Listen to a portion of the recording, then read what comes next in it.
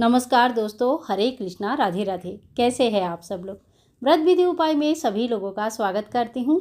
चल रहा है अधिक मास, पुरुषोत्तम मास।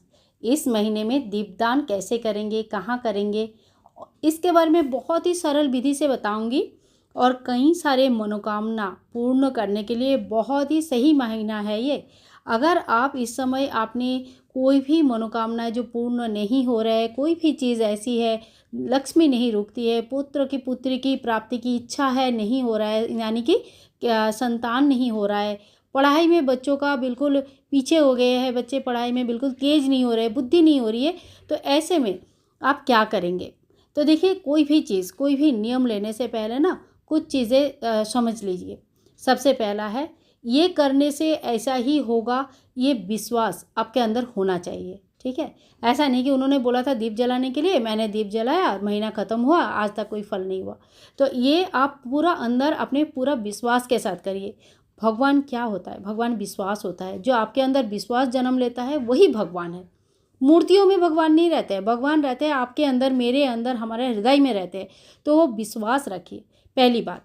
दूसरी बात है, कोई भी अगर संकल्प करेंगे तो वो संकल्प को एकदम व्रत की तरह, संकल्प की तरह एकदम मुट्ठी भर के उस चीज़ को ऐसे बांध लीजिए कि मैंने अगर 1 महीने का संकल्प लिया है, चाहे कुछ भी हो जाए, इस संकल्प को नहीं तोड़नी है। भगवान हमें इतनी पावर दो कि हम इस संकल्प को कंटिन्यू कर पाए।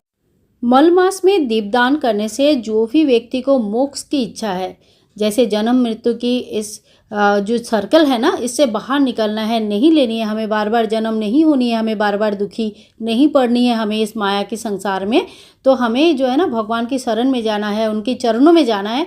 तो आप इस महीने दीपदान जरूर करें भगवान श्री विष्णु के सामने। ठीक है, तिल के तेल का करें या शुद्ध घी का करें, ये दोनों चीज़ें शास्त्रानुसार आप कर सकते हैं। बाकी अपना जैसी भी आपका सिचुएशन है, जो भी आपके यहाँ अवेलेबिलिटी है, उसके हिसाब से आप दीपदान कर सकते हैं। किसी भी पुण्य स्थान में जाके दीपदान करने का जो भी महत्व है, उससे कहीं ज़्यादा महत्व है कि आप इस अधिक मास में दीपदान करें। दीपदान अगर इस समय आप करते हैं तो आपके घर में स्थायी लक्ष्मी की वास होता है। भगवान श्री विष्णु नारायण के साथ माता लक्ष्मी का इस समय, शाम के समय एक दीपदान आपको इतना पुण्य फल की प्राप्ति करवाती है कि जो काम आपका रुका हुआ था, कई महीनों से, कई सालों से नहीं हो रही थी, उस काम को भी आप बनते हुए अपने आंखों से देख सकते हैं। तो आइए अब जान लेते हैं कि हमें दीपदान करनी कहाँ कहाँ पे है। तो सबसे पहला दीपदान जो होता है वो घर की मंदिर में होता है। घर में आपने जो भी मंदिर रखा है, छोटा बड़ा जहाँ भी रखे हैं, मंदिर देखना, ध्यान करना ईशान कोण में होना चाहिए। और मंदिर की जगह आसपास शुद्ध होना चाहिए, साफ़ सुथरा होना चाहिए, गंदगी नहीं फैलाना चाहिए। चलो, ये तो कुछ मंदिर के नियम है, इस बात का ध्यान रखें। खास करके हमेशा ध्यान रखना चाहिए, खास करके जब आप कोई व्रत ले रहे हो तो उस समय ज़्यादा ध्यान रखें। मंदिर में एक दीपदान आप जरूर करें, तिल की तेल या घी का। दूसरा है कि आप जो है ना, एक दीपदान अपने इष्ट देव के नाम पे कर सकते हैं। इष्ट देव आपका गणपति भगवान हो सकते हैं, माता रानी हो सकते हैं, शिव जी हो सकते हैं, विष्णु भगवान हो सकते हैं, आपके गुरुदेव हो सकते हैं, आपके स्थानीय देवी, कुल देवी, जो भी आपके देव देवी आपके इष्ट देव है, वो जिनका नाम स्मरण करते ही कोई विपद में पड़ेंगे तो सबसे पहले आपको उनका नाम स्मरण आता है। उनके नाम पे एक दीपदान आप जरूर करें। ये कोई एक के लिए सेम नहीं होता है, आपके लिए कोई होंगे, मेरे लिए कोई होंगे, तो आप उनके नाम पे एक दीपदान मंदिर में रेगुलर या तो सुबह कीजिए या तो शाम को कीजिए। ठीक है, अब तीसरा दीपदान आप कहाँ करेंगे। तीसरा दीपदान आपको रेडी करनी है तुलसी मैया के लिए। तुलसी में एक दीपदान जिस घर में साल भर होता है, उस घर में वैसे ही जो नेगेटिविटी है वो कम होने लगती है, जो प्रॉब्लम्स है वो कम होने लगती है। देखिए, कोई चीज़ ना जड़ से नहीं मिटती है। जो आपका कर्म फल है वो आपको मिलता ही है, जो हमारा कर्म फल है वो हमको मिलता ही है। उस चीज़ से हम पीछे नहीं हट सकते, बस उस चीज़ को थोड़ा कम कर सकते अपना पुण्य का भंडार बढ़ा के, है ना। तो बैलेंस कैसे होगा, पुण्य बढ़ेगा तो ना पाप का परिमाण कम होगी। तो इस तरह से, ठीक है। तुलसी के दीपदान करने के बाद आप चौथा दीपदान कर सकते हैं दहलीज में। मैं यहाँ पे 10 दीपदान का जगह के बारे में, प्लेसेस के बारे में बताऊंगी। इसमें से आप जितना कर पाए उतना अच्छा है, जितना नहीं कर पाएंगे कोई बात नहीं है, जितना कर पाएंगे उतना कर लीजिए। तो दहलीज में दीपदान कब करेंगे। दहलीज में या तो आपको सुबह दीपदान करनी है, किसी वजह से अगर सुबह नहीं हो पाती है तो आप शाम को भी दहलीज में दीपदान कर सकते हैं। दहलीज में दीपदान करने का नियम यह है कि दहलीज आपका साफ़ होना चाहिए, दहलीज में कोई भी गंदगी नहीं होना चाहिए। दोनों तरफ दोनों छोटा छोटा अगर हो सके तो अल्पना या रंगोली बना लीजिए या स्वास्तिक बना लीजिए या हल्दी कुमकुम का एक टिका ही लगा लीजिए, ठीक है, और दोनों तरफ 2 दिया जला दीजिए। तो ये हो गया आपका दहलीज का दीपदान।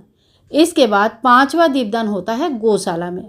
अब बहुत सारे बड़े बड़े शहरों में गौशाला नहीं मिलती है। गांव में तो अपने ही घर में गौशाला होता है, अपने ही घर में गाय रहते हैं, तो उनके जहाँ गाय आपकी है वहाँ पे दीपदान करके आइए, गाय से थोड़ा दूर रखिए ऐसा करके। और अगर आपके आसपास कहीं गौशाला है तो वहाँ कर सकते हैं। लेकिन अगर आपको बिल्कुल नहीं मिलता है तो आपका जो गौ माता है जिनकी पूजा आप करते हैं, अगर आपके पास गोपाल जी है तो आपके पास गौ माता भी जरूर होंगे, तो उनके नाम पे रोज़ अगर नहीं कर पाएंगे तो गुरुवार कर सकते हैं, ठीक है। तो एक गौ माता के सामने दीपदान करिए। इसके बाद नदी किनारे दीपदान करना शास्त्रों में वर्णित है और कई सारे ऐसे पुण्य फलदायी महीना आता है जिसमें नदी किनारे दीपदान करने के लिए बोला गया है। आपने देखा भी होगा गंगा किनारे दीपदान करने के लिए लाखों करोड़ों लोग आते हैं और दीपदान करके जाते हैं। तो नदी किनारे अगर जा सकते हैं, अगर पूरा नियम तो ये देखो, रोज़ तो किसी के लिए संभव नहीं होगा, सबके घर के सामने नदी तो होती नहीं है। तो आप पूरे पुरुषोत्तम जो महीना चल रहा है, जो पुरुषोत्तम माह चल रहा है, इसमें आप किसी भी एक दिन भी एक दीपक की भी नदी किनारे या आपके सामने आसपास कहीं पोखर है, कोई पौंड है, कोई जलाशय है, कोई लेक है, तो वहाँ पे एक दीपदान आप कर सकते हैं।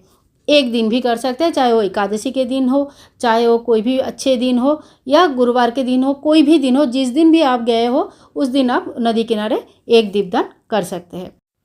7वां दीपदान आप कीजिए पीपल के पेड़ में। पीपल का पेड़ अगर आपके आसपास नहीं है तो घर में आपका जो भी द्रव्य वृक्ष आपने लगा के रखा है, केले का वृक्ष है, चाहे समी का पौधा है, चाहे तुलसी है, चाहे जो वट वृक्ष है, जो भी पौधा आपने लगा के रखा है घर पर, देव वृक्ष, उनके नाम पे एक दीपदान आप उसमें कर सकते हैं। 8वां दीपदान आपने पितरों के नाम पे की जाती है। दक्षिण के तरफ जो घर का आपका दक्षिण हिस्सा है, जो साउथ पार्ट है, उसमें जाके आप जो है ना पितरों के नाम पे एक दीपदान वहाँ पे कर सकते हैं। पितरों खुश तो सारे खुश, सारे काम आपका बन जाएंगे अगर आपके पितृ आपके ऊपर खुश हो जाते हैं। खुली आकाश के नीचे दीपदान कीजिए। भगवान के नाम पे ये दीपदान किया जाता है और खुले आकाश के नीचे जो दीपदान होता है वह हमें मोक्ष की प्राप्ति करवाती है। तो एक दीप आप चाहे तो छत पर या अपने बैल्कनी पर, या आपके पास अगर बैल्कनी नहीं है, छत नहीं है, तो खिड़की पर भी कर सकते हैं, लेकिन वो दीप खुले आसमान के नीचे जलनी चाहिए, ठीक है। इसके अलावा आप जो लास्ट बता रही हूँ 10 नंबर, वो है सूर्योदय से पहले एक दीपदान करें या सूर्यास्त के बाद शाम के टाइम पे एक दीपदान करें। अपनी मनोकामनाओं को पूर्ण करने के लिए घी का दीपक जलाया जाता है। अपने मंदिर में जला सकते हैं, अपने जो तुलसी का पेड़ है उसमें जला सकते हैं।